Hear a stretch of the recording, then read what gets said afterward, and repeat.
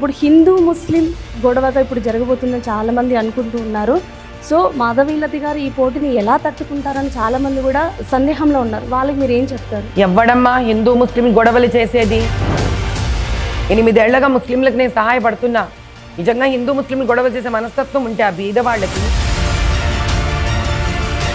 సహజంగా వాళ్ళు చంపే ప్రవృత్తి ఉందా లేదా అని ఓపెన్గా తెలిసిపోతుంది మనకి. 10 years నుంచి బీజేపీ పార్టీ కేంద్రంలో రూలింగ్లో ఉండి కూడా ఈ రోజు వరకు పట్టించుకుంది, ఇప్పుడు పట్టించుకుంటారా?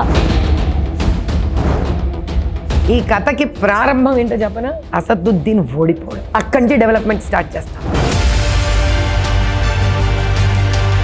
మీరు వాళ్ళ కోసం ఏం డెవలప్మెంట్స్ చేయబోతున్నారు? మీ విజన్ ఏంటి? ఫస్ట్ నన్ను గెలిపిస్తే 5వ సంవత్సరం ముగిసే లోపల 7 కాన్స్టిట్యున్సీలో ఎక్కడో ఒక చోట ఐటీ కంపెనీని తీసుకొస్తాను. ట్రిపుల్ తలాక్ ఇన్స్టెంట్ పేర్లతో ఆడపిల్లలు ఎందుకు వాడుకుంటున్నారమ్మా? మతమే మనిషిని మహానుభావుడిని చేస్తే రామచంద్రుడిని ఎందుకు తిడుతున్నాడమ్మా ఈయన? కవిత అరెస్ట్ వెనుక బీజేపీ హస్తం ఉందంటారు. కావాలని ఈ టైంలో ఇరికిచ్చారు. నమస్తే, welcome to max TV. Telangana రాజకీయాల్లో ఇప్పుడు ఒక పేరు మారుమోగిపోతుంది. అనేక సామాజిక ఆధ్యాత్మిక కార్యక్రమాలను చేస్తూ అలాగే హిందూ ధర్మం సనాతన ధర్మం గురించి గొప్పగా వివరించారు. ఇప్పుడిక ప్రజాసేవలో తన ప్రస్థానాన్ని ప్రారంభించారు.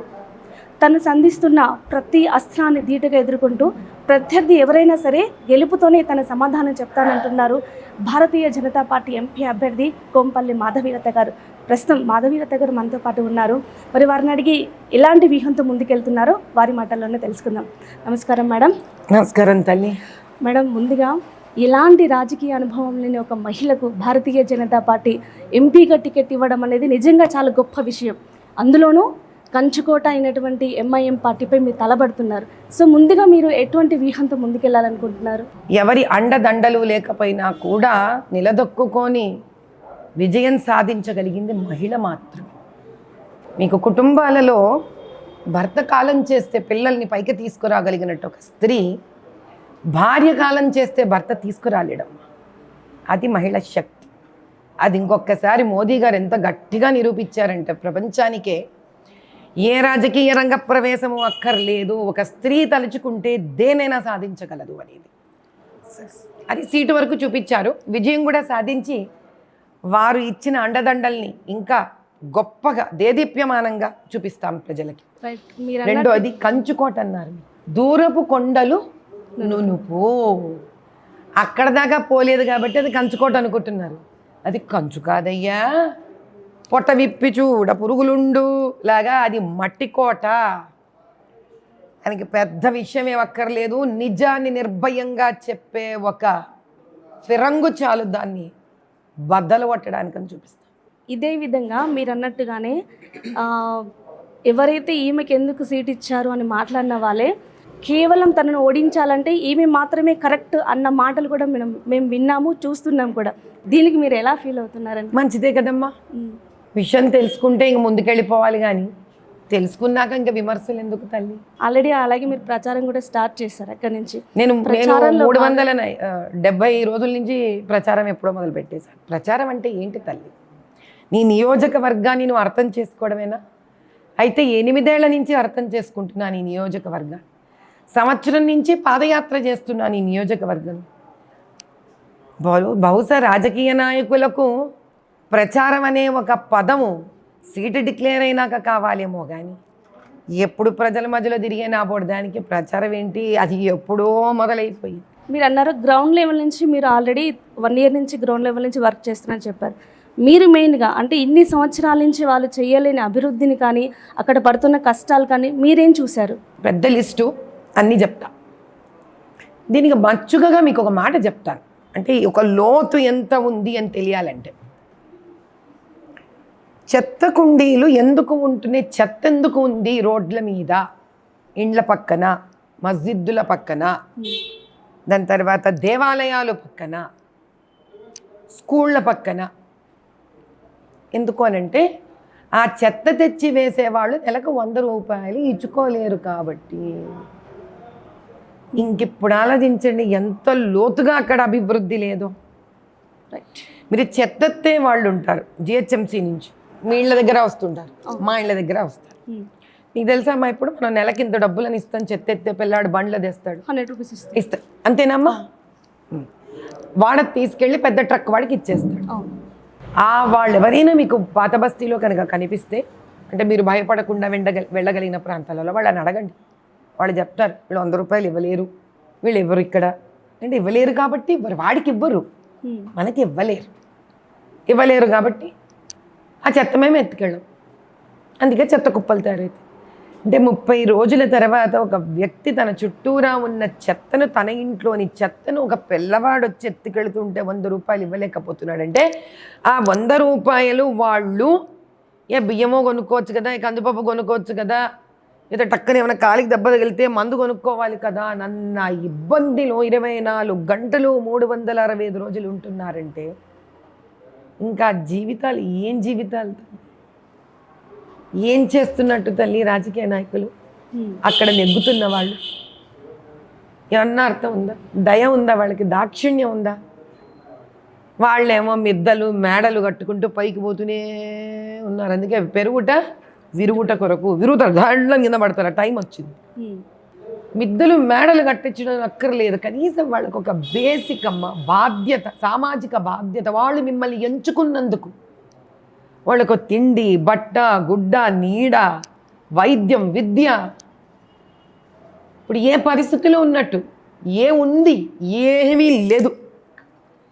భారతదేశానికి స్వాతంత్రం వచ్చినప్పుడు ఈ దేశాన్ని ఎన్ని రకాలుగా అభివృద్ధి చేయాలరా అంటే ఎన్ని ఆలోచించాలో, ఈ కాన్స్టిట్యువెన్సీ కోసం అన్ని ఆలోచించాలి. చేస్తూ 75 ఏళ్లలో వెనకబడిన దాన్ని కూడా నింపుకుంటూ ఈరోజు ముందు పడుతున్న చుట్టుపక్కల ఉన్న కాన్స్టిట్యువెన్సీస్ లెవెల్లో పట్టుకురావాలి దాన్ని. గవర్నమెంట్ స్కూళ్ళు దరిద్రమైన పరిస్థితి, ప్రైవేట్ కాలేజీలు ఉండవు మీకు అక్కడ సరిగ్గా. ప్రైవేట్ స్కూళ్ళు ఇదే అవకాశం అనుకొని రక్తం పీడించుకొని తాగుతున్నట్టుగా ఉంటాయి. పాపం ముస్లిం ఇళ్లల్లో ఆదాయాలు ఉండవు, రాత్రిరంతా నైట్ బజార్లు తెరిచి ఉంటాయి. మీకు తినుబండారాలు, ఇరానీ కేఫ్లు, షాపులు తెరిచి ఉంటాయి.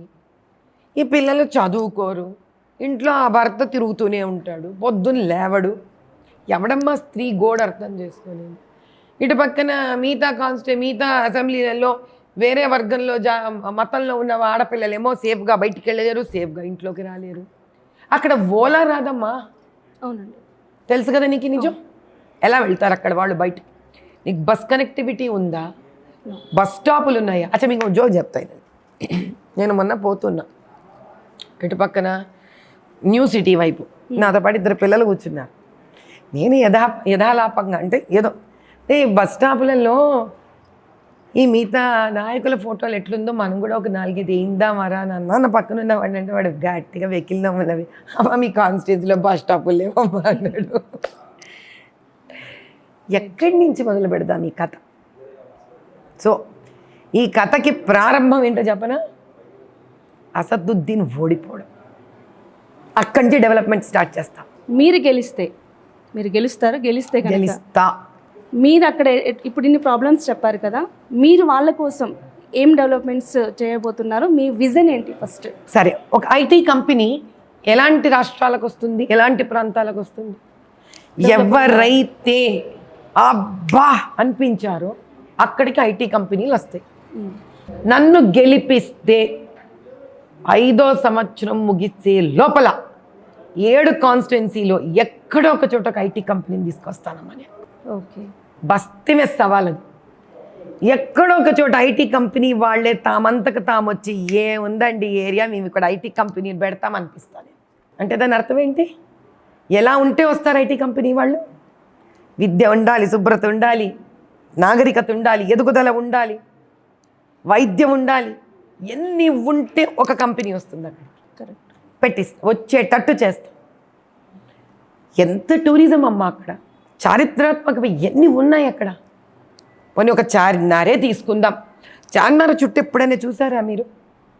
చార్మినార్ వరకు నీట్గా చేసుకొని ఈ మధ్యకాలంలో బీఆర్ఎస్ వాళ్ళు ఏదో కంటినీట్లు తుడ్చడానికి వీళ్ళు మేనమామ మేనల్లుడు మాము బాంజా వాళ్ళు కదా చిటికలేదు పందరా మీనట్టు అన్నాడు. మనం కూడా చెప్దాం మాము బాంజా అనుకుంటూ వాళ్ళ డబ్బులు వాళ్ళు తినడమే. సౌత్ జోన్కి అన్నిటికన్నా ఎక్కువ డబ్బులు ఇస్తారు వాళ్ళు జిహెచ్ఎంసీలో. ఎవరైనా ప్రశ్నించారా మీరు? ఎక్కడ పోతున్నాయి డబ్బులు? పోల్స్ లేవు, ఎలక్ట్రికల్ లైట్స్ లేవు. ఎక్కడున్నాయి ఈ పోల్లు? ఈ పోళ్ళన్నీ మీకు బుక్లో ఉంటాయి. మీరు ఎప్పుడైనా చూసారా? ఆ జిహెచ్ఎంసీ బుక్ వెలిగిపోతూ ఉంటుంది అట్లా, ఎందుకంటే లైట్లు బుక్ లోపల ఉన్నాయి కాబట్టి. డ్రైనేజీలు ఏమో బయట పారుతూ ఉంటాయి. డ్రైనేజీలు కొన్న పైపులేమో లెక్కలు బుక్లో ఉంటాయి. మరి ఆ మురికంతా ఆ బుక్లలో పారుతుందో ఏమో మరి నాకు తెలీదు. డబ్బు తీసుకోవడంలో, ఆ డబ్బుకి లెక్క ఇవ్వకపోవడంలో ఇంతకన్నా అద్భుతమైన ప్రభుత్వాన్ని నేను చూడలే. ఇటు ఏఐఎంఐఎం వాళ్ళు, అటు వాళ్ళు. అంటే ఇప్పుడు వచ్చిన వాళ్ళ గురించి నేను ప్రత్యేకించి ఎందుకు మాట్లాడానంటే, వాళ్ళు వచ్చి ఇంకా ఏమైందమ్మా పాపం టైం. సో రేవంత్ రెడ్డి గారు మా ముఖ్యమంత్రి కాబట్టి ఆ వ్యక్తి గురించి నేను ఇప్పుడు చెప్పను. టైం ఇవ్వాలి. ఇంకా ఒకదాని వెనక కలిసిపోతూనే ఉంది. సరే, అది వేరే విషయం. ఆయన ఏఎంఐఎంతో ఏం కలుస్తారు, కలిసిమెలిసి ఉంటారు, అది వేరే కథ. అది తెలిసిపోతుంది. ఆయన డిక్లేర్ చేసే క్యాండిడేట్ బట్టి తెలిసిపోతుంది. ఆయన ధర్మానికి ఎంత నిలబడతాడు, రామచంద్రుని తిట్టే వాళ్ళ కోసం ఎంత నిలబడతాడు, అది వేరే స్టోరీ, మాట్లాడుకుందాం. డెవలప్మెంట్ అంటే మీరు డబ్బులు రాయించుకుంటూ ఫ్లైఓవర్స్ రానివ్వకుండా, మెట్రో రైల్ ఇనాగరేషన్కి కూడా అక్కడి నుంచి మోదీ గారు మెట్రో రైల్ ఇనాగరేషన్ చేయిస్తుంటే ఒక బాధ్యత గల ఎమ్మెల్యేలు లేరమ్మా చంద్రాయణ గుట్టాలు యాకత్పురాలో రావడానికి. ఎంపీ వచ్చి నిలబడమ్మా అక్కడ. ఇన్నేళ్ల నుంచి ఇఫ్తార్ పార్టీకి భోజనాలు పెట్టని మహానుభావుడు ఈరోజు ఇఫ్తార్ పార్టీలకు రోజు భోజనాలు పెడుతున్నాడంట 2000 మందికి. ఈ 2000 భోజనాలు చేసేవాడు 39 ఏళ్ళలో కనిపించలేదు ఆయనకి. అంటే ఇప్పుడు భయం పట్టుకుందన్నమాట. బీదరికం, ఎటువంటి బీదరికం అంటే, మీరు కనుక నేను ఉన్నామని ఓపెన్గా డిక్లేర్ చేస్తే వాళ్ళ పేరు మీరు బయటికి చెప్పను అని అంటే, మీకు ఇలా 10 నిమిషాలకు ఒక ఫోన్ కాల్ వస్తుందమ్మా. అయ్యా మా దగ్గర లేదు, అయ్యా మా ఇంట్లో బియ్యం లేదు ఈరోజు, అయ్యా మా మద్రాసాలో తిండి లేదు ఈరోజు. మీరు ఒకటే చెప్పాలి వాళ్ళకి, మీ ఫోటో వద్దు, మీరెవరో మాకు తెలియక్కర్లేదు. ఎందుకు? భయం. అలా నేను వెళ్ళి మద్రాసాలో తిండి ఇచ్చిన వాళ్ళు కూడా బెదిరింపులు మొదలైనాయి. గొడవని ఏడుపు నిన్న అతను మద్రాసా అతను, అమ్మ మీకు దండం పెడతాను, ఎక్కడ కూడా నా పేరు చెప్పకండి, మీరు బెదిరిస్తున్నారు. 5-6 మద్రాసాలు, ఎంతమంది అంటే మీరు కనీసం నిర్భయంగా మతం అనే పెనుభూతాన్ని పక్కన పెట్టి సహాయపడాలనుకుంటే కూడా సహాయపడనీయటువంటి దౌర్జన్యం ఉంది అక్కడ, ప్రబలంగా ఉంది, విపరీతంగా ఉంది. 5 రోజులైంది తల్లి. గుజరాతీ గల్లీ, గుజరాతీ మొబైల్ షాప్. ఇప్పుడు నా వరకు ఎప్పుడు వస్తుంది అనుకుంటున్నారు? 4-5 రోజుల వాళ్ళు భరించి 15 మంది ముస్లిం పిల్లలు వెళ్ళారు. కొట్టి చంపేశారు వాళ్ళు. పోలీస్ స్టేషన్కి తీసుకెళ్ళిపోయారు. వీళ్ళు వెళ్ళారు, కంప్లైంట్ చేశారు. పోలీసులు కంప్లైంట్ చేయగానే వాళ్ళని గిరఫ్తార్లోకి తీసుకున్నారు. వెంటనే ఎమ్మెల్సీ వచ్చేసాడు. ఎమ్మెల్సీ నిన్ను ఎవడు చేసినాడు? ఎమ్మెల్సీ ఎందుకు చేశారు నిన్ను? ఆడు ఈ 10 మందిని విడిపించుకొని వెళ్ళిపోయి ఉల్టా వాళ్ళ మీద ఎఫ్ఐఆర్ రాయించాడు. మన పోలీసు అన్నగారులు, తమ్ముళ్ళు, మహానుభావులు, అయ్యా మీకు దండం నిజం, భలే పెట్టారే ప్రభుత్వాన్ని మీ చేతుల్లో. మీరు అన్నట్టుగానే ఇప్పుడు మీరు ఎంచుకున్న కాన్స్టిట్యున్సీ అనేది గొడవలతో కూడిందని ప్రతి ఒక్కరికే తెలుసు. అక్కడికి వెళ్ళాలంటే కూడా చాలామంది మీరు అన్నట్టుగానే న్యాయం కోసం పోయినా కూడా పోయినవాడు కూడా భయపడతా ఉంటారు. ఇప్పుడు హిందూ ముస్లిం గొడవగా ఇప్పుడు జరగబోతుందని చాలామంది అనుకుంటూ ఉన్నారు. సో మాధవీలత గారు ఈ పోటీని ఎలా తట్టుకుంటారని చాలామంది కూడా ఒక సందేహంలో ఉన్నారు. వాళ్ళకి మీరు ఏం చెప్తారు? ఎవ్వడమ్మా హిందూ ముస్లిం గొడవలు చేసేది? 8 ఏళ్లుగా ముస్లింలకు నేను సహాయపడుతున్నా. నిజంగా హిందూ ముస్లిం గొడవ చేసే మనస్తత్వం ఉంటే ఆ బీద వాళ్ళకి నన్ను ఇప్పటిదాకా ఏ సందులోనో గొంతులోనో పొడి చేసి ఉండాలిగా. చేయలేవాళ్ళు అంటే దాని అర్థం ఏంటి? సహజంగా వాళ్ళు చంపే ప్రవృత్తి ఉందా లేదా అని ఓపెన్గా తెలిసిపోతుంది మనకి. ఏమ్మా, ఇప్పటి వరకు హిందువులు కూడా వాళ్ళ ఇళ్లల్లో వాళ్ళ పనులు చేసుకుంటూ ఇంత అసదుద్దీన్ గారి మీద, అసదుద్దీన్ వాళ్ళ ఇళ్ల మీద అటాకులు చేసింది మన వాళ్ళు ఎవడు కాదు. అవునా? అది అందరికీ తెలిసిందే. మరి ఎవరు వీళ్ళు పోషిస్తున్న పిడికిలి మంది దేశద్రోహులు. ఈయన ఒక లెటర్ రాశాడమ్మా. ఎవరు? అసదుద్దీన్ గారు. ఎవరికి? మన కమిషనర్కి. అయ్యా, గో సేవకులం అనే పేరుతో దేశద్రోహులు తిరుగుతున్నారు అని లెటర్ రాస్తాడమ్మా. ఇట్లా మేము ఇలా దున్నపోతులని రకరకాల వాటిని తెచ్చుకుంటూ ఉంటారు మా వాళ్ళు, చాలా ధర్మబద్ధంగా తెచ్చుకుంటూ ఉంటారు మా వాళ్ళు, కాబట్టి మీరు వెటర్నిటీ సర్టిఫికెట్ అని, ఆ సర్టిఫికెట్ అని, ఈ సర్టిఫికెట్ అని మా వాళ్ళని హింస పెట్టి బాధ పెట్టద్దు, మీరు అడగకండి సర్టిఫికెట్ అని లెటర్ రాస్తాడు. ఎట్లనమ్మా ఒక ఎంపీ రాయాల్సిన లెటరు? ఇట్లనా నువ్వు రాయాల్సింది లెటరు? అంటే గౌ సంరక్షక్ పేరుతో నీకు యాంటీ సోషల్ ఎలిమెంట్స్ ఉంటారు, కానీ బక్రీద్ పేరు చెప్పుకొని యాంటీ సోషల్ ఎలిమెంట్స్ ఉండరా? అంటే నువ్వు ఎవరిని రెచ్చగొడుతున్నావు అక్కడ? ఆ రెండు పేర్లు చెప్పి నువ్వు హిందువుల్ని ముస్లింని రెచ్చగొడుతున్నావు. సరే, మీరు అద్భుతమైన వ్యక్తి అనుకుందాం, సర్టిఫికెట్ అడగద్దు చూడొద్దని చెప్పడానికి నువ్వెవ్వడవయ్యా? నువ్వు గవర్నమెంట్ చెప్తావా పోలీస్కి నువ్వు సర్టిఫికెట్ అడగద్దు అని? అంత ఉత్తములైతే ప్రపంచం నిండా రేపులు ఎందుకు జరుగుతున్నాయమ్మా? హత్యలు ఎందుకు జరుగుతున్నాయమ్మా? ట్రిపుల్ తలాక్ ఇన్స్టెంట్ పేర్లతో ఆడపిల్లలు ఎందుకు వాడుకుంటున్నారమ్మా? మతమే మనిషిని మహానుభావుడిని చేస్తే రామచంద్రుడిని ఎందుకు తిడుతున్నాడమ్మా ఈయన? మతానికి సంబంధించింది కాదు ఇది. వాళ్ళ స్వలాభాల కోసము ప్రభుత్వాలను ప్రజలను బెదిరించి తోలుబొమ్మలను ఆడిస్తున్నట్టు ఈ చేతిలో పెట్టుకొని ఆడిస్తున్నారు వీళ్ళందరూ. ఈ నిజం ఎప్పుడైతే నిర్భయంగా నేను తీసుకొని బయటికి వస్తున్నానో ఇట్లాంటి పుకార్లు మొదలు పెడుతున్నారు వీళ్ళు. ఏమని? వాళ్ళే మళ్ళీ పాప మామూలు ముస్లింలు మామూలు హిందువులు ఎవడేమన్నాడు దీన్ని? వాళ్ళ ఇళ్లలో వాళ్ళు రోజులు వెళ్ళాలి. ఇప్పుడు ఇవన్నీ మాట్లాడుతూ కూర్చుంటారు, ఎక్కాడితే కానీ డొక్కాడని సంసారాలు అవి. ఇలా చాయ్ పే చర్చలు పెడతారేంటమ్మా వాళ్ళు? ఏమన్నా అంత టైం కూడా లేదు వాళ్ళకి. వాళ్ళు వెళ్ళిపోవాల్సిందే, ఏ పాచి పనులకో పప్పు గిన్నెలు తోముకోవడానికో రోడ్లు ఉడ్చడానికో వెళ్ళిపోవాలి వాళ్ళు. వాళ్ళకి టైం లేదు వాళ్ళకి. ఎవడైతే ఖాళీగా కూర్చొని ఏం చేస్తే గొడవలు ఈసారి మన వైపుకి వస్తుంది అనుకునే వాళ్ళకి ఇదే ఖబర్దార్. ఈసారి నడవ ఇట్లాంటి పాలిటిక్స్. ఈసారి మతాన్ని అడ్డు పెట్టుకొని కమ్యూనల్ రైట్స్ చేస్తే మాత్రము వదిలిపెట్టేది లేదు ఒక్కొక్కళ్ళని. దీనికి కనుక ఇక్కడి ప్రభుత్వం కనుక చేయూతనిస్తే ఎంత దూరమైనా వెళతాను ఈసారి. నేను ఒప్పుకునేది లేదు ఈసారి, ఒప్పుకునేది లేదు అసలు. అలాగే ఓట్ల విషయంలో చాలా వరకు కూడా 6 లక్షల దొంగ ఓట్లను మీరే చెప్పుకున్నారు కదా. నేనే వచ్చిందమ్మా, నేను చెప్పాను. నాకన్నా ముందు గొంతు చించుకొని మొన్నటిదాకా నాంపల్లిలో కాంగ్రెస్ ఎమ్మెల్యే సీట్ ఇచ్చిన ఫిరోజ్ గారు కూడా అన్నారు, అంటే పాపం అని అలసిపోయాడు, సైలెంట్ అయిపోయాడు. సో మీరు మరి దీన్ని నివారించడానికి ఎటువంటి చర్యలు తీసుకుంటున్నారు? ఎంత దూరమైనా వెళ్తానమ్మా. హిజాబ్ అనేది, బుర్ఖా అది ఇది చాలా మనం చూస్తూ ఉన్నాం, జరుగుతూ ఉన్నాయి. సో దీన్ని నివారించడానికి మీరు ఎటువంటి చర్యలు తీసుకుంటారు? అమ్మా, రాజ్యాంగం ప్రకారంగా, ఎలక్షన్ కమిషన్ ప్రకారంగా ఏ మతం వాళ్ళైనా కూడా, ఇప్పుడు మరి అట్లా నార్త్ ఇండియాలో మీకు గూంగట్ ఉంది, ఇప్పటికీ చాలామంది వాడతారు. మీరు ఓటుకి వెళ్తే మీరు గూంగట్ తీసి చూపించాల్సిందే మీరెవరో. దానికి ఏం చేయాలి? వీళ్ళు మగవాళ్ళని వేస్తారా మీరు పోలీస్ వాళ్ళని? వాళ్ళకి హిజాబు ప్రాబ్లం ఉండడం తప్పు కాదు ఇక్కడ, వాళ్ళకి బురకా ఆనవాయితీ ఉండడం తప్పు కాదు ఇక్కడ. ఇది తెలిసిన తర్వాత కూడా మీరు లేడీ పోలీసులను ఎందుకు డిప్లాయ్ చేయట్లేదు అక్కడ? ఎందుకు? మీరు అందరూ కుంభక్క అయిపోయారు కాబట్టి. పెట్టకండి మీరు, మేము లేడీ సిఆర్పిఎఫ్లను దింపుకుంటాం. ముళ్ళుతోనే తీయాలి. ప్రతి ఎత్తుకి ఒక పై ఎత్తు ఉంటుంది. మీరు ఫీమేల్ పోలీసులు పెట్టరు, మీరు పెట్టినా మీరు కలిసిపోయి ఉంటారు. మిమ్మల్ని మేము నమ్మలేము. మేము రిక్వెస్ట్ పెట్టుకుంటాం, లేడీ సిఆర్పిఎఫ్ వస్తుంది, దిగుతుంది లేడీ సిఆర్పిఎఫ్. వాళ్ళు చెక్ చేస్తారు, ఓటర్ ఐడి, ఆధార్ కార్డు, వాళ్ళ ఫేసు చెక్ చేసి పంపిస్తారు. ఎవరికమ్మా భయం? నేను ఒకటే చెప్తా చూడు తల్లి, ఇక్కడ కావాల్సింది ఒక్కటే, నీ జీవితం మీద నువ్వు ఆశ వదులుకోగలిగితే, నువ్వు నిర్భయంగా మాట్లాడగలిగితే, నీకు నిజాలు తెలిస్తే వీళ్ళ పని అయిపోయినట్టు. నేను వీటికి లొంగే మనిషిని కాదు. ఇప్పటికే మా కాన్స్టిట్యుయెన్సీయే కాదు, తెలంగాణ రాష్ట్రం మొత్తం అర్థమైపోయి ఉంటుంది నాకు తెలిసి. సంగతి చూసుకుందాం.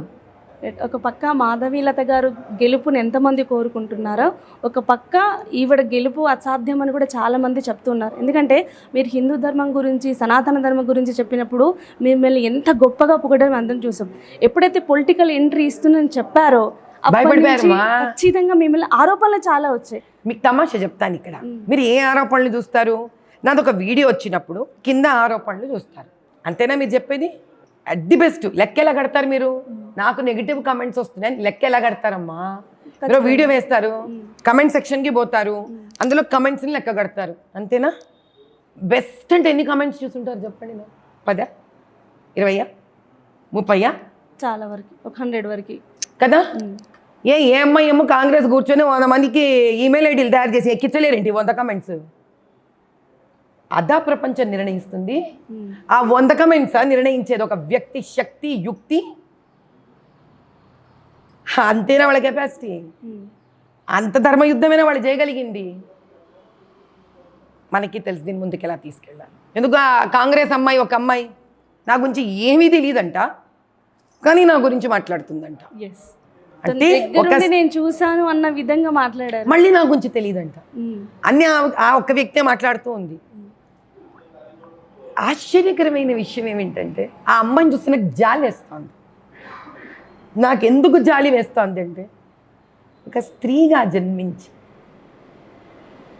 ఒక స్త్రీగా అయ్యో ఇక్కడ ఇంతమంది హైందవ స్త్రీలు, ముస్లిం స్త్రీలు కష్టపడుతున్నారే, వీళ్ళు ఇబ్బంది పడుతున్నారే, ఇప్పటికన్నా చిన్న పిల్లలకు ధర్మం జరగాలి అని బయటికి వచ్చిన నన్ను పాపం ఆవిడ అలా ఒక చిన్న కోణంతో మాట్లాడుతోంది.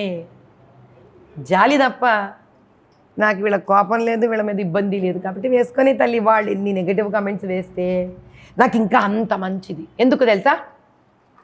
ఇప్పుడు మనం ఏం చేస్తాం తల్లి, ఓ సినిమా ఉంటుంది, సినిమా అస్సలు బాగాలేదంట అన్నారనుకో, ఎందుకు ఇంతగా బాగాలేదంటున్నారు, ఇదేదో చూసి తెలిసిపోతుంది కదా అని చూసే వాళ్ళు కూడా ఉంటారు. చాలామంది అలాగే ఉంటారు. సో వీళ్ళు ఎన్ని నెగిటివ్ కమెంట్స్ నా మీద వేస్తే నేను అంత పాపులర్ అయిపోతా. So please all negative comments వేసేవాళ్ళు విజృంభించండి, అస్సలు టైం వేస్ట్ చేయకండి. కావాలంటే హాయిగా పక్కన ఎనర్జీ డ్రింకులు కూడా పెట్టుకోండి.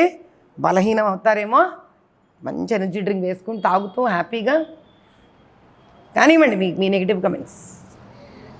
నేను 40 ఏళ్ళగా ఆ కాన్స్టిట్యుయెన్సీని ఎందుకు పనికిరాని ఒక చెత్తకుండిగా మార్చేసిన వ్యక్తితో ఢీ కొనడానికి వెళుతున్న నాకు ఈ నెగిటివ్ కమెంట్స్ ఇలా, I don't care them. Right. అలాగే మీరు నిల్చున్న కాన్స్టిట్యున్సీలో చాలామంది హిందువులు మీకు సపోర్ట్గా ఉన్నా కూడా మీరు చాలామంది ముస్లిం కూడా చాలా దగ్గర తీసుకున్న వాళ్ళు డైరెక్ట్గా మాట్లాడారు, వాళ్ళ బాధలు కూడా మీరు తెలుసుకున్నారు. వాళ్ళు ఎడ్యుకేషన్ పరంగా కానీ వర్క్ పరంగా కూడా ఎంత పూర్గా ఉన్నారో మీరు చూసారు, చెప్పారు కూడా. వాళ్ళు కూడా ఇప్పటికీ స్టిల్ ఫేస్ చేస్తూ ఉన్నారు.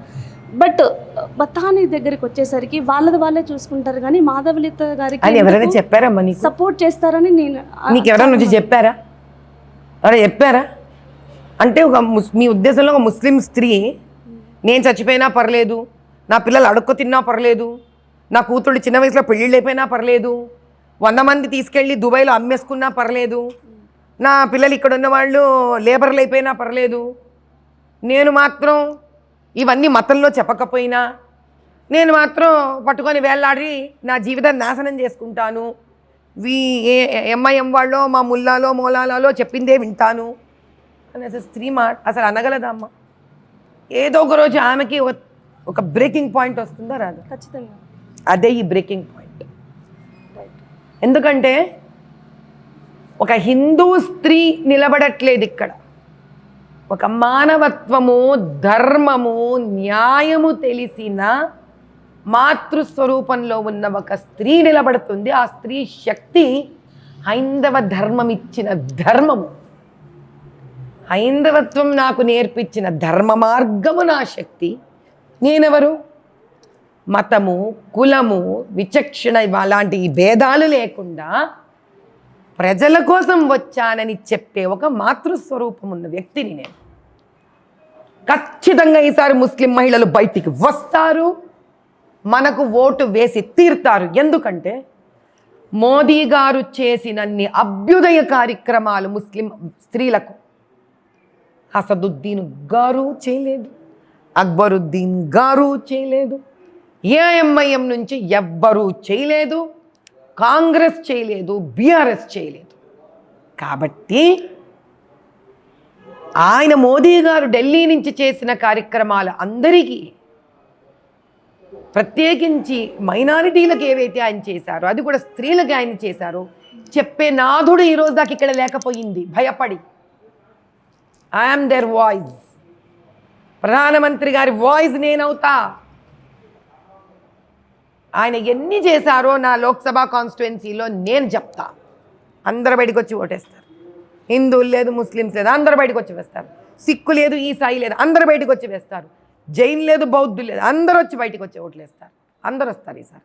అలాగే కాంగ్రెస్ పార్టీ కూడా ముస్లిం అభ్యర్థిని బరిలోకి దించాలని గట్టిగా ప్రయత్నిస్తుంది.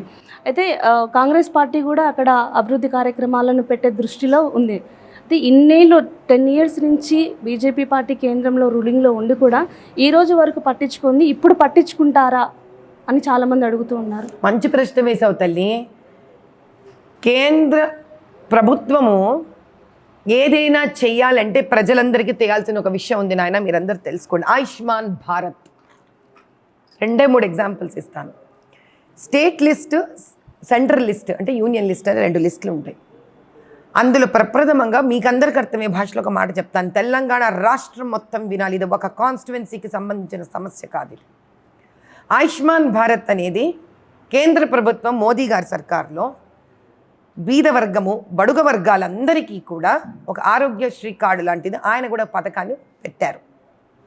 కానీ మన ఎవ్వరికీ కూడా ఇక్కడ బీఆర్ఎస్ గవర్నమెంట్ ఉన్నప్పుడు ఆ పథకానికి సంబంధించిన కార్డ్స్ ఇవ్వనివ్వలేదు. ఎందుకంటే ఆ పథకంలోని డబ్బులని కేంద్రము ఇక్కడ రాష్ట్ర ప్రభుత్వానికి పంపించాలి. ఈ రాష్ట్ర ప్రభుత్వము ఆరోగ్యశ్రీ డబ్బులతో ఇది కలిపి మనకివ్వాలి. అలా ఎవ్వరికీ జరగలేదు. ఆ నిధి వీళ్ళు తీసేసుకున్నారు. ఇలా కేంద్ర ప్రభుత్వం నుంచి ఇక్కడ వరకు ఏదైనా జరగాలి అని అంటే ఇంకొకటి చెప్తా మీకు. స్ట్రీట్ వెండార్స్, స్వావలంబన్ భారత్లో రోడ్డు మీద పండ్లు అమ్ముకునేవాళ్ళు, రోడ్ల మీద కూరగాయలు అమ్ముకునేవాళ్ళు, టైలరింగ్ షాపు పెట్టుకునేవాళ్ళు, ఇలా రకరకాలుగా స్ట్రీట్ వెండార్స్ అంటే వీధులలో చిన్న చిన్న వ్యాపారాలు చేసుకునే వాళ్ళ కోసం కూడా ఆయన చాలా అద్భుతమైన పథకాన్ని పట్టుకొచ్చారు. కానీ అది మీ వరకు చేరాలంటే ఇక్కడ ఉన్న జిహెచ్ఎంసీ లోపల ఉన్న ఆఫీసు వాళ్ళే మనకి సహాయపడాలి. వాళ్ళు పడేవాళ్ళు కాదు. వాళ్ళు ఎన్నో మన ప్రోగ్రామ్స్ని ఆపేసేవాళ్ళు. దీనికి ప్రత్యక్ష సాక్షిని నేనే. అలా వాళ్ళు ఇవ్వనందుకు తోపుడు బండ్లు నేనే నా ట్రస్ట్ తరపున చేయించి పంచాను. ఓకే, ఇలా ప్రతిదీ కేంద్రం నుంచి వచ్చినది. అందుకే డబుల్ ఇంజన్ సర్కార్ అన్నారు. అంటే రాష్ట్రంలో కూడా అదే ఉండి కేంద్రంలో కూడా అదే ఉంటే అక్కడ నుంచి వచ్చిన నిధులు ఇక్కడ ఆగకుండా వెళ్ళిపోతుంది. ఇంకోటి ముందుకెళ్తాను మీకు. ప్రధానమంత్రి విశ్వకర్మ యోజన ఎంతో కష్టపడితే తప్ప మనము హైదరాబాద్ లోక్సభ కాన్స్టిట్యువెన్సీలో ఒక వర్గం వాళ్ళకే దాన్ని ఇవ్వగలిగాం. ఏంటది?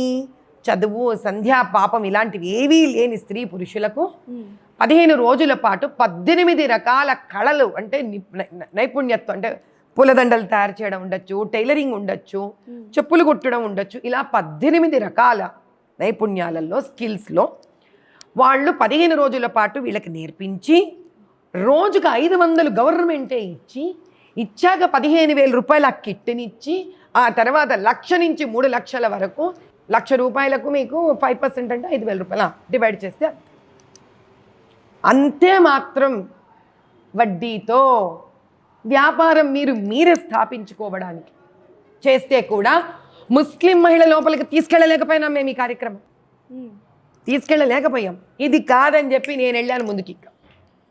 చేసే వరకు ఇక్కడ మనకి ఎలక్షన్స్ ఇబ్బంది వచ్చేసింది. ఎలక్షన్స్ అయిపోనివ్వండి, మాకు ఏ లెవెల్లో ఈసారి తీసుకెళ్తామో చూడండి. ఎవరు ఆపుతారో, నన్ను ఎలా ఆపుతారో నేను చూసుకుంటాను. ఇక్కడ లోకల్ పోలీస్ కానీ, కమిషనర్ కానీ, వీళ్ళు ఎవరన్నా కానీ మాకు ఆవగింజంత కూడా ఇబ్బంది కలిగించిన, ఎలక్షన్ టైంలో మమ్మల్ని ఎక్కడైనా ఆపినా, ఏ రూపేణా ఏ ప్రకారంగా కానీ వాళ్ళ హైందవ ధర్మాన్ని ఇష్టం వచ్చినట్టు మాట్లాడుతుంటే వాళ్ళనేమి అనకుండా మమ్మల్ని టార్గెట్ చేసిన ఇదే విషయం పట్టుకొని ఇట్లాంటి టైంలో చిన్న లోకల్ పోలీస్ స్టేషన్లో మళ్ళీ గుజరాతీ గల్లీలో జరిగినట్టు కనుక హైందవులని హింస పెట్టినా ఇంకా భయపడి గూళ్ళల్లో దాచుకున్న వ్యక్తి రాలేదు ఇక్కడికి. నిజం నిర్భయంగా ప్రజలకు చెప్పే వ్యక్తిని వచ్చాను. అవసరమైతే భారతదేశం లెవెల్లో ఇక్కడ ఏం జరుగుతున్నాయో నేషనల్ లెవెల్లో మాట్లాడతాను దీని గురించి. చూసుకుందాం. Right ma'am. అలాగే మీ పార్టీ అభ్యర్థుల నుంచి కానీ మీ పార్టీలోనే ఉన్న సభ్యులు కానీ మీకు సపోర్ట్ ఏ విధంగా ఉంది? చాలా మంది మీకే పడుతుంది, ఒంటరిగానే పోరాటం చేస్తున్నారు మాధవీలత గారు అని చాలా మంది అనుకుంటున్నారు. ఎవరన్నారమ్మా? చాలా మంది అంటే మీతో పాటు మీరు ఒక్కరే, ఎక్కడ చూసినా మీరు ఒక్కరే కనిపిస్తున్నారు. ఒక్కరే ఉంటుంది. నేను ఎప్పుడు పోయినా కానీ 20-30 మంది ఉంటారు నాతో. అంటే కార్యకర్తలు కాదు మేడం, మన కార్యకర్త మరి పార్టీ వాళ్ళే కదా. అంటే మామూలు అధిష్టానం నుంచి కానీ మీకు సపోర్ట్ లేదు అంటే వాళ్ళు వాళ్ళ పనులు మానేసుకొని నాతో పాటు కాన్స్టిట్యున్సీలు ఎందుకు తిరుగుతారు తల్లి? మళ్ళీ చెప్తున్నావు. ఇప్పుడు స్కూల్లో ప్రిన్సిపాల్ ఉంటుంది, క్లాస్లో టీచర్ ఉంటుంది, ఆ టీచర్ ఉన్న క్లాస్లో ఒక క్లాస్ మానిటర్ ఉంటుంది. క్లాస్ మానిటర్ని మీరు అప్పచెప్తారు, ఆ అమ్మాయి 10 మందినో తీసుకెళ్ళి ఒక చోట పని చేయిస్తుంది. అక్కడ ప్రిన్సిపాల్ వచ్చి నిలబడుతుందా? టీచర్లు వచ్చి నిలబడతారా? నా బాధ్యత కాన్స్టిట్యున్సీలు తిరగడం.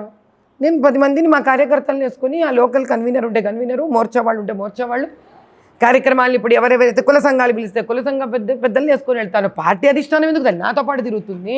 పార్టీ అధిష్టానం గారి పని పాటు ఉండదా? వాళ్ళ బాధ్యతలు వాళ్ళ కార్యక్రమాలు ఉంటాయి కదా. అసలు ఎవరు చెప్పాను నేను ఒక్కదాన్ని ఉన్నానని? నేను ఎప్పుడు చెప్పలే. మీకు ఎవరు చెప్తున్నారు? ఈసారి వాళ్ళని పట్టుకురండి నాతో పాటు ఇట్లా ఇంటర్వ్యూకి. అనుభవజ్ఞులతో కాక నీకు చేతైతే ఈసారి ఇలాంటి కమెంట్లు వేసే వాళ్ళని నాతో పాటు ఇక్కడ ఇంకో 3వ కుర్చీ వేయించు, అదేతో ఎదురు బదురు తెలుసుకుంటాను నేను వాళ్ళతోటి. అసలు నా డౌటు ఇవన్నీ ప్రతిపక్షాల వాళ్ళు చెప్తున్నారేమో నీకని. అసలు ఓర్వరే. ఓ పార్టీ హాయిగా ఉంటే కలిసి మెలిసి పని చేసుకుంటూ ఉంటే ఓర్వరు అసలు. అయ్య బాబోయ్, ఏం ప్రపంచం తల్లి, ఏం ప్రపంచం. దండం పెట్టేయాలి మేడం. మీరు గెలవాలని కోరుకునే వాళ్ళలో మొదటగా మేము కూడా ఉన్నాం. అందుకే నిన్ను కాపాడుతున్నాను నేను. నువ్వు నా దాటి తట్టుకోవాలి కదా.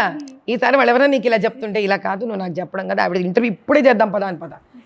నేను ఏమంటారంటే పాదయాత్రలో ఉంటే పాదయాత్ర ఎక్కడుంటే అక్కడ అమ్మ పార్టీ నీకు సహకరించట్లేదు కదా అని ఎవరంటున్నారు వాళ్ళని పట్టుకరా, నీకు క్లియర్గా చూపిస్తాను. అక్కడ వాళ్ళు ప్రతిపక్ష పార్టీ వాళ్ళు అవుతారు, నీకు నేను ప్రూఫ్ చేసి చూపిస్తాను. మాకు అద్భుతమైన ఐక్యత మా మధ్యలో ఉంది. మాకు చాలా అద్భుతంగా సహకరిస్తున్నారు. ఇంకా పైగా పైపచ్చి పాపం మా పార్లమెంట్ కమిటీ వాళ్ళు ఉన్న పెద్దలందరూ ఒకటే మాట అన్నారు, అమ్మ నువ్వు ఊరికే టైం వేస్ట్ వద్దు, మేము నీ వెనక ఉండి నీకు అన్ని ప్రోగ్రాంలు తయారు చేస్తాము, నీవు వెళ్ళిపో, ఈసారి గెలిచి తీరవలసిందే అని అన్నారు. మేము చాలా ఆనందంగా ఉన్నాం తల్లి. కలిసి మెలిసి అన్నదమ్ములం అక్కచెల్లడం పని చేసుకుంటున్నాము. ఏమి అర్థమైందా? దయచేసి ఇలాంటివన్నీ ఎవరైనా చెప్తే నా తరపున నీకు నేను పర్మిషన్ ఫుల్ రైట్స్ ఇస్తున్నా, మీరు మాట్లాడకండి అని చెప్పేసేవాళ్ళకి. అంటే ఆ రోజు ఫస్ట్ టైం అమిత్ షా గారి సభలోనే మీకున్న రెస్పాన్స్ కానీ వాళ్ళు మీకు ఇచ్చిన రెస్పెక్ట్ కానీ చాలా చాలా బాగా అనిపించింది మేడం. మీకు ఎలా అనిపించింది ఆ రోజు? ఆ రోజా అసలు ఇంత ఇలా పట్టించుకుంటారా వీళ్ళు? ఆయన పిలవంగానే ఒక్క నియోజకవర్గం కాదు, ఆయన పిలవడం ఆయన మహానుభావుడులే తల్లి, ఆయన స్థాయి వేరు కదా. అంత పెద్ద ఒక బడే భాయ్ స్థాయిలో ఉన్నారు. ఆయన పిలవడం ఎంత గొప్పనో అంతే స్థాయిలో మనకి కార్యకర్త ఉంటాడు. నాకు ఇచ్చింది హైదరాబాదు, కానీ అక్కడ అరిచింది 4-5 నియోజకవర్గం వాళ్ళు. అంటే నేను ఇంతమందిని సంపాదించానా, లేదా ఇంతమంది నన్ను ఒక సొంత మనిషి కింద అనుకున్నారా, అది నన్ను చాలా ఒక నిమిషాన్ని మెత్తగా చేసింది. నేను ఎక్స్పెక్ట్ చేయలేదు. అమ్మ హైదరాబాద్ వాళ్ళు విజిల్స్ వేసారంటే లోక్సభ, అరే మా వాళ్ళు విజిల్స్ వేసారు అనుకోవచ్చు. కూర్చున్న అందరూ వేశారు చూడు తల్లి. వాళ్ళందరి కోసమైనా నేను ఈరోజు చెప్తున్నా, అది గెలిచి హైదరాబాద్ లోక్సభ పార్లమెంట్ మా అన్నదమ్ముల అక్కజేళ్ళందరినీ గర్వంగా చేసి చూపిస్తాను. అలాగే బీజేపీ పార్టీ బలమైన అభ్యర్థులు నిలబెట్టినప్పటికీ కూడా తమకు ఎవరైతే బలమైన అభ్యర్థి అనుకుంటారో వాళ్ళని కావాలని కేసులలో ఇరికించింది అని చాలా మంది అనుకుంటున్నారు. అలాగే కవిత అరెస్ట్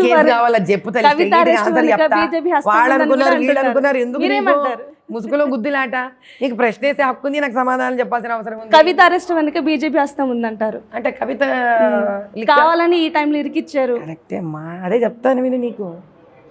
ఇప్పుడు కవిత పోనీ లిక్కర్ స్కామ్లో కవిత గారు తిన్న డబ్బులో కూడా బీజేపీ చేయుందా? ఆన్సర్ ఇం మనకు. ఇప్పుడు బీజేపీకి కవిత డబ్బులు తిన్న దాంట్లో చెయ్యుందా? లేదు కదా. మరి డబ్బులు తిన్న వాళ్ళని అరెస్ట్ చేయక ఏం చేస్తారు? ముద్దు పెట్టుకోనా, పూలదండ వేనా, హారతి ఇవ్వనా? మరి వీళ్ళు కూడా ఎవరి మీద ఎప్పుడు నేరారోపణలు వేయలేదా? వాళ్ళు వేసినప్పుడేమో తప్పులు చేసినట్ట మేమందరం, వాళ్ళు మాత్రం పెద్ద పెద్ద బాటిళ్ళ మీద తప్పులు చేస్తే మాత్రం ఎలక్షన్ల ముందు మోసమా? భూమి గుండ్రముగా నుండును. తప్పు చెయ్యని వాళ్ళ మీద తప్పు లేయడం అంత ఈజీ అయితే తప్పు చేసిన వాళ్ళ మీద తప్పులు చూపించడం కష్టమా? రెండోది, ఎవరొచ్చి రైడ్ చేశారు? ED, enforcement directorate. దానికి పార్టీకి సంబంధం ఉండదు. ఇది ఎవరికి తెలీదా? చట్టబద్ధంగా ఎవరు తెలుసుకొని విని రారా? ఎవడెవడి సొత్తు లేదు ఇక్కడ. నిన్న తెలిసి ఈరోజు రాలే. సంవత్సరం నుంచి జరుగుతుందా లేదా? ఇది జరుగుతోందా లేదా? మోదీ వేవ్ ఎలాగుందమ్మా మాకు? బోడీ అరెస్ట్ చేస్తే ఎంత, అరెస్ట్ చేయకపోతే ఎంత? వాడుకునే వాళ్ళు అయితే పార్టీ వాళ్ళు తెలివిగా అసెంబ్లీ ముందు వాడుకోవాలి కదమ్మా. ఏమంటావు? నిజంగా బీజేపీ పార్టీకి కవిత గారి అరెస్ట్ వాడుకోవాలని ఉంటే ఆల్రెడీ పుచ్చిపోయినంత ఉంది మోదీ వేవ్ మాకు ఇక్కడ. ఇప్పుడు ఎందుకమ్మా వాడుకోవడం? అసెంబ్లీ ముందు వాడుకొని హాయిగా ఇంకా దాని అడ్వాంటేజ్ కూడా తీసుకునేవాళ్ళం. అది మోదీ గారంటే. ఒకరి తప్పుని, ఒకరి బలహీనతను వాడుకునే వ్యక్తి కాదు ఆయన. ఎందుకంటే పార్టీ పరంగా, అధిష్టానంలో కూర్చున్న పరంగా అది ఆయన హక్కు, ఆయన ఏరియా కాదది. అది ఈడీ, ఐటీ డిపార్ట్మెంట్. అది వాళ్ళు ఎప్పుడు డాక్యుమెంట్స్ చెక్ చేసుకొని వాళ్ళకి ఏమి తప్పు చేసింది అనిపిస్తే అప్పుడు వచ్చి పట్టుకున్నారు. ఏం చేద్దాం, పోనీ ఎలక్షన్స్ అయ్యాక టెంకాయ కొడదాం. ఇదేంటో. ఫైనల్గా మేడం, మీ నియోజకవర్గ అభ్యర్థులకు మీరు ఏం చెప్తారు? ఏం లేదు, ఈసారి నిద్ర మేల్కోండి, భయపడకండి, నిర్భయంగా లేచి రండి. నేను మీకోసం ఉన్నాను. మోదీ గారు మనందరి కోసం ఉన్నారు. ఈ కాన్స్టిట్యువెన్సీని, ఇక్కడ ఉన్న ప్రభుత్వము ఇక్కడితో చేయగలుపుతున్న ఏఎంఐఎం మనని అభివృద్ధి కానివ్వడం లేదు. ఇది కేవలం మీ జీవితాలు కాదు, మీ పిల్లల జీవితాలు కూడా. మనకు ఐటీ కంపెనీలు రావాలి, మనకు అద్భుతమైన స్పోర్ట్స్ యూనిట్స్ ఉండాలి, మనకి ఇక్కడ దేవాలయ సంరక్షణలు ఉండాలి, ఇక్కడ మదర్సా పిల్లలు కూడా చదువుకోవాలి. బీదరికం ఏ తల్లికి ఉండకూడదు, ఏ తల్లి బిడ్డలు కష్టపడకూడదు, ఏ ఆడకూతుళ్ళు అవమానించబడకూడదు. ఇది మన జన్మసిద్ధి అధికారము. మన కాన్స్టిట్యువెన్సీని కేవలం మన చేతులతోనే ఒక అభ్యుదయ సూర్యోదయాన్ని చూపించే అద్భుతమైన అస్త్రమే ఓటు మన చేతుల్లో ఉంది.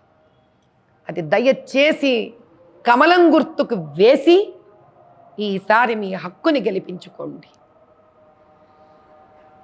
జై భారత్ మాతాకి జై.